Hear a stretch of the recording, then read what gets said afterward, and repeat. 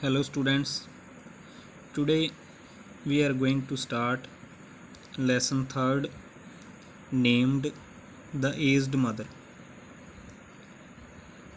Students, ਅੱਜ ਦੀ video ਦੇ ਵਿੱਚ ਅਸੀਂ ਲੈਸਨ 3rd ਜਿਸ ਦਾ ਨੇਮ ਹੈ ਦਾ ਏਜਡ ਮਦਰ ਬੁੱਢੀ ਮਾਂ, ਇਸ ਲੈਸਨ ਦੀ ਸਟੋਰੀ ਨੂੰ ਰੀਡ ਕਰਾਂਗੇ ਅਤੇ ਇਸ ਲੈਸਨ ਦੇ ਵਿੱਚ ਜੋ ਕੰਸੈਪਟ ਪੇਸ਼ ਕੀਤਾ ਗਿਆ ਉਸ ਨੂੰ ਸਮਝਾਂਗੇ।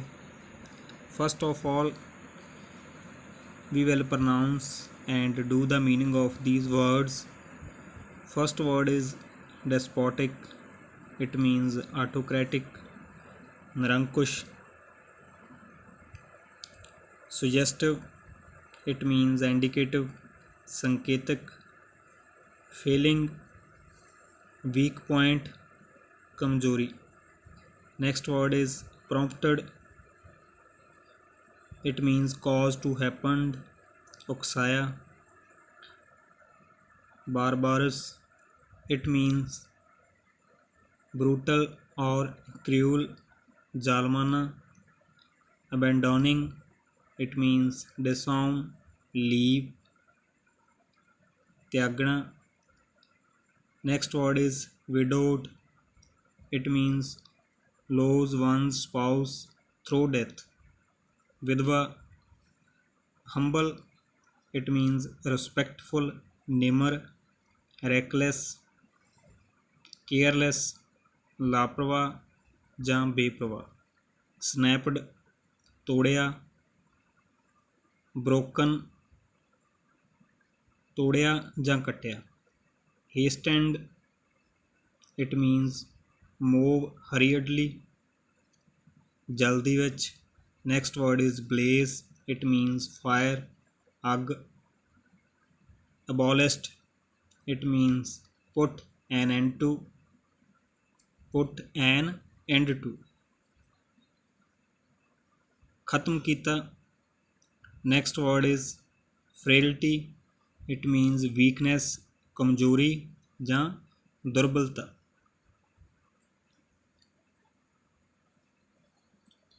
Let us read the story. The aged mother. Long, long ago, there was a province in Japan called Shining. ਲੰਬਾ ਸਮਾਂ ਭਾਵ ਬਹੁਤ ਪੁਰਾਣੇ ਸਮੇਂ ਦੀ ਗੱਲ ਹੈ ਕਿ ਜਾਪਾਨ ਵਿੱਚ ਇੱਕ ਇਲਾਕਾ ਸੀ ਜਿਸ ਨੂੰ ਸ਼ਾਈਨਿੰਗ ਦੇ ਨਾਮ ਨਾਲ ਜਾਣਿਆ ਜਾਂਦਾ ਸੀ। It was governed by a despotic leader.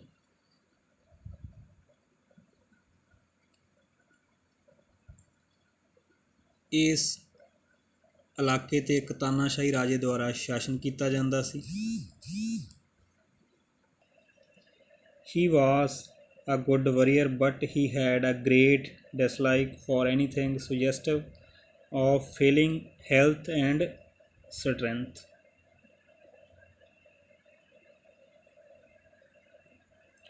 ਉਹ ਇੱਕ ਚੰਗਾ ਯੋਧਾ ਸੀ ਪਰ ਉਹ ਉਸ ਹਰ ਚੀਜ਼ ਨੂੰ ਨਾ ਪਸੰਦ ਕਰਦਾ ਸੀ ਜੋ ਤੰਦਰੁਸਤ ਨਾ ਹੋਵੇ ਅਤੇ ਕਮਜ਼ੋਰ ਹੋਵੇ। This prompted him to make a cruel law for the province. ਇਸ ਚੀਜ਼ ਨੇ ਉਸ ਨੂੰ ਇਲਾਕੇ ਲਈ ਜ਼ਾਲਮਾਨਾ ਕਾਨੂੰਨ ਬਣਾਉਣ ਲਈ ਉਕਸਾਇਆ। The entire province was given strict orders to immediately put all the aged people to death. ਸਾਰੇ ਇਲਾਕੇ ਨੂੰ ਸਖਤੀ ਨਾਲ ਹੁਕਮ ਦਿੱਤੇ ਗਏ, ਆਦੇਸ਼ ਦਿੱਤੇ ਗਏ ਕਿ ਲੋਕ ਆਪਣੇ ਘਰ ਸਾਰੇ ਬੁੱਢੇ ਲੋਕਾਂ ਨੂੰ ਜਲਦੀ ਇੱਕਦਮ ਮਾਰ ਦੇਣ। Those were barbarous days and the custom of abandoning old people to die was not uncommon.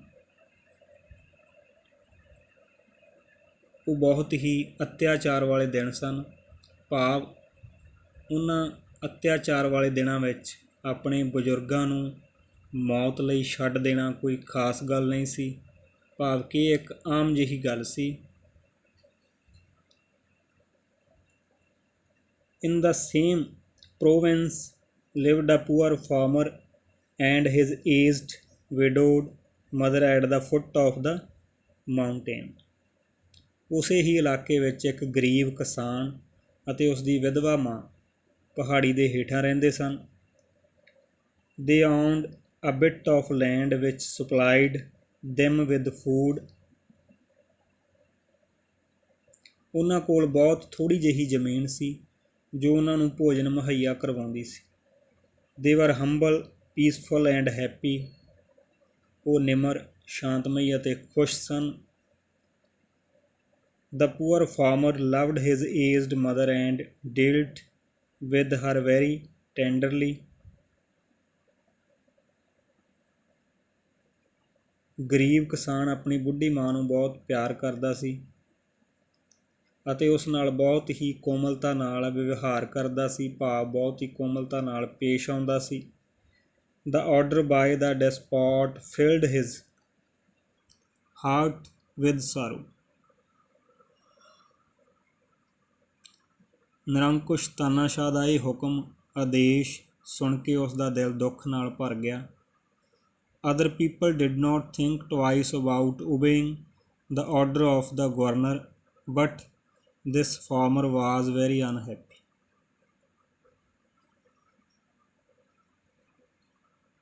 ਦੂਸਰੇ ਲੋਕਾਂ ਨੇ ਗਵਰਨਰ ਦੇ ਹੁਕਮ ਨੂੰ ਮੰਨਣ ਬਾਰੇ ਦੂਜੀ ਵਾਰ ਨਾ ਸੋਚਿਆ, ਪਰ ਇਹ ਕਿਸਾਨ ਬਹੁਤ ਦੁਖੀ ਸੀ।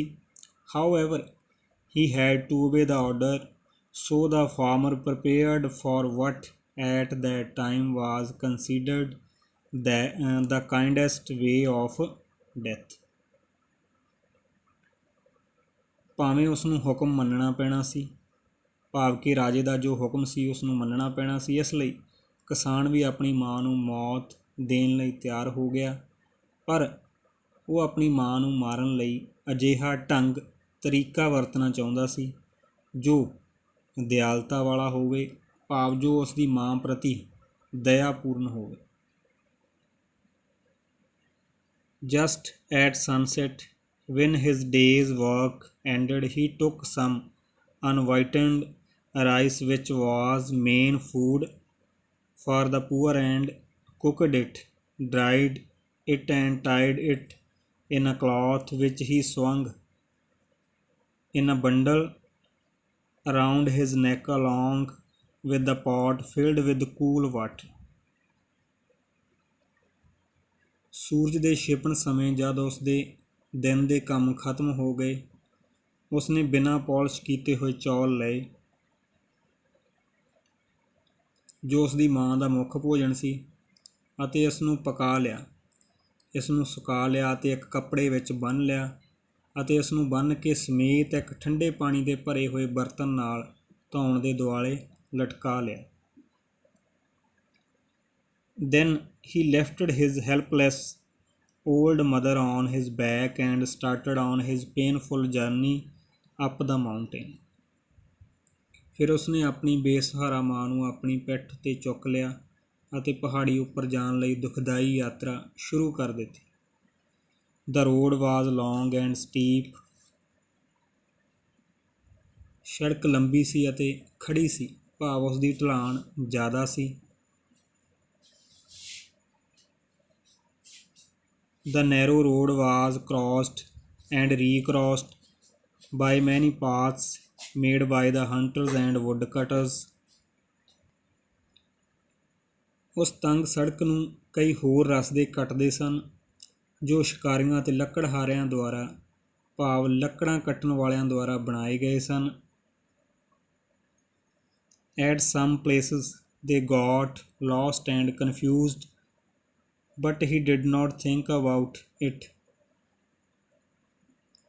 ਕੁਝ ਥਾਵਾਂ 'ਤੇ ਉਹ ਗਵਾਚ ਵੀ ਗਏ, ਗੁੰਮ ਹੋ ਗਏ ਅਤੇ ਭੁਲੇਖੇ ਵਿੱਚ ਪੈ ਗਏ, ਪਰ ਕਿਸਾਨ ਨੇ ਇਸ ਬਾਰੇ ਨਾ ਸੋਚਿਆ। He was about to abandon his dear mother, so it did not matter which path he took to reach the mountain top. ਕਿਉਂਕਿ ਉਹ ਆਪਣੀ ਮਾਂ ਨੂੰ ਛੱਡਣ ਜਾ ਰਿਹਾ ਸੀ, ਉਸ ਦਾ ਤਿਆਗ ਕਰਨ ਜਾ ਰਿਹਾ ਸੀ, ਇਸ ਲਈ ਇਹ ਕੋਈ ਮਾਇਨੇ ਨਹੀਂ ਰੱਖਦਾ ਸੀ ਕਿ ਉਹ ਪਹਾੜੀ 'ਤੇ ਜਾਣ ਲਈ ਕਿਹੜਾ ਰਸਤਾ लवे। On he went, climbing blindly upward, ever upward towards the high bare summit known as Obestu Yama. On he went, climbing blindly upward, ever upward towards the high bare summit known as Obetsu Yama, the mountain where the aged were abandoned. ਜਾਣ ਸਮੇਂ ਉਹ ਅੰਨ੍ਹੇਵਾਹ ਹੀ ਉੱਪਰ ਨੂੰ ਵੱਧ ਰਿਹਾ ਸੀ, ਭਾਵ ਪਹਾੜੀ ਦੀ ਤਰਫ ਉੱਪਰ ਨੂੰ ਵੱਧ ਰਿਹਾ ਸੀ।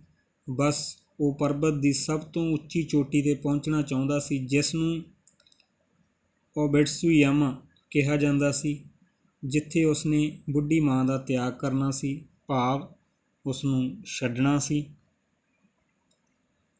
The eyes of the old mother were not so dim that they could not notice the reckless hasting from one path to another, and her loving heart grew anxious.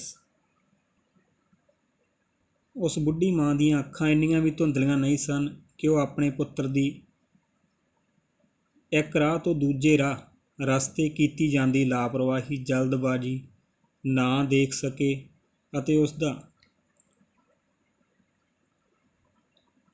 ਪਿਆਰ ਭਰਿਆ ਦਿਲ ਚਿੰਤਾ ਨਾਲ ਭਰ ਗਿਆ। Her son did not know many paths of the mountain, and his return might be dangerous, so she stretched forth her hand and snapped twigs from bushes as they passed. ਉਸ ਦੇ ਪੁੱਤਰ ਨੂੰ ਪਹਾੜੀ ਦੇ ਬਹੁਤ ਸਾਰੇ ਰਸਤਿਆਂ ਦਾ ਪਤਾ ਨਹੀਂ ਸੀ, ਅਤੇ ਉਸ ਦਾ ਵਾਪਸ ਆਉਣਾ ਖਤਰਿਆਂ ਭਰਪੂਰ ਹੋਵੇਗਾ। ਇਸ ਲਈ ਉਸਨੇ, ਭਾਵ ਮਾਂ ਨੇ, ਆਪਣੇ ਹੱਥ ਝਾੜੀਆਂ ਦੀਆਂ ਟਾਹਣੀਆਂ ਨੂੰ ਤੋੜਨ ਲਈ ਅੱਗੇ ਵਧਾਏ। ਜਿਉਂ ਹੀ ਉਹ ਅੱਗੇ ਲੰਘੇ, ਭਾਵ ਉਸਨੇ ਆਪਣੇ ਰਸਤੇ ਵਿਚਲੀਆਂ ਟਾਹਣੀਆਂ ਤੋੜੀਆਂ, she cutely dropped a handful every few steps of the way, so that as they climbed, the narrow path behind them was dotted with tiny piles of twigs. ਉਹ ਬਹੁਤ ਹੀ ਚੁੱਪ-ਚੁਪੀਤੇ ਤੇ ਰਸਤੇ ਵਿੱਚ ਥੋੜ੍ਹੇ ਕਦਮਾਂ ਦੇ ਬਾਅਦ ਟਾਹਣੀਆਂ ਨੂੰ ਕੀਰਦੀ ਗਈ। ਉਹ ਜਿਉਂ ਹੀ ਪਹਾੜੀ ਚੜ੍ਹ ਰਹੇ ਸਨ, ਉਸਨੇ ਤੰਗ ਰਸਤੇ ਦੇ ਪਿੱਛੇ ਛੋਟੀਆਂ ਟਾਹਣੀਆਂ ਦੇ ਟੁਕੜਿਆਂ ਨਾਲ ਨਿਸ਼ਾਨਦੇਹੀ ਕਰ ਦਿੱਤੀ। At last the summit was reached. ਅਖੀਰ ਵਿੱਚ ਪਹਾੜੀ ਆ ਗਈ ਸੀ। Weary and heartsick, the youth gently released his burden and silently prepared a place of comfort as his last duty to the loved one.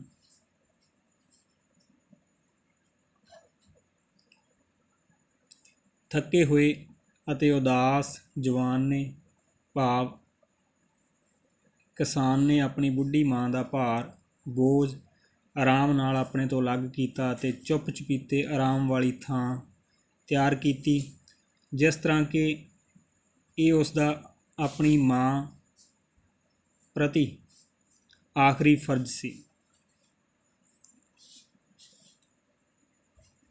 Gathering fallen pine needles, he made a soft cushion and tenderly lifted his old mother onto it.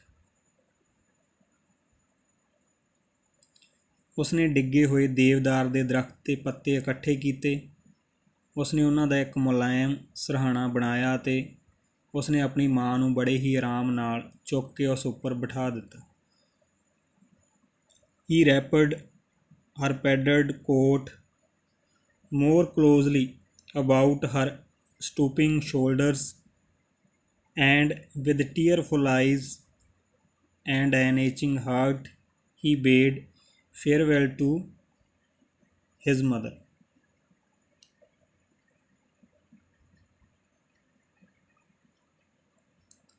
ਉਸਨੇ ਆਪਣੀ ਮਾਂ ਦਾ ਰੂੰ ਦੇ ਨਾਲ ਭਰਿਆ ਹੋਇਆ ਕੋਟ ਆਪਣੀ ਮਾਂ ਦੇ ਝੁਕੇ ਹੋਏ ਮੋਢਿਆਂ ਕੋਲ ਰੱਖ ਦਿੱਤਾ ਅਤੇ ਦਰਦ ਨਾਲ ਭਰੇ ਹੋਏ ਦਿਲ ਨਾਲ ਅਤੇ ਭਿੱਜੀਆਂ ਹੋਈਆਂ ਅੱਖਾਂ ਨਾਲ ਉਸਨੇ ਆਪਣੀ ਮਾਂ ਨੂੰ ਅਲਵਿਦਾ ਕਿਹਾ।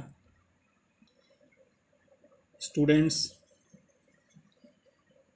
ਅੱਜ ਦੀ ਵੀਡੀਓ ਦੇ ਵਿੱਚ ਇਸ ਲੈਸਨ ਦਾ ਇੰਨਾ ਪਾਰਟ ਹੀ। ਜੋ ਇਸ ਲੈਸਨ ਦਾ ਰਿਮੇਨਿੰਗ ਪਾਰਟ ਹੈ ਉਹ ਨੈਕਸਟ ਵੀਡੀਓ ਦੇ ਵਿੱਚ ਕਰਾਂਗੇ। ਨੈਕਸਟ ਵੀਡੀਓ ਦੇ ਵਿੱਚ ਦੇਖਾਂਗੇ ਕਿ ਅਸੀਂ ਅੱਗੇ ਕਹਾਣੀ ਦੇ ਅਖੀਰ ਤੱਕ ਕੀ ਵਾਪਰਦਾ ਉਸ ਬਾਰੇ ਰੀਡ ਕਰਾਂਗੇ। Okay students, thank you.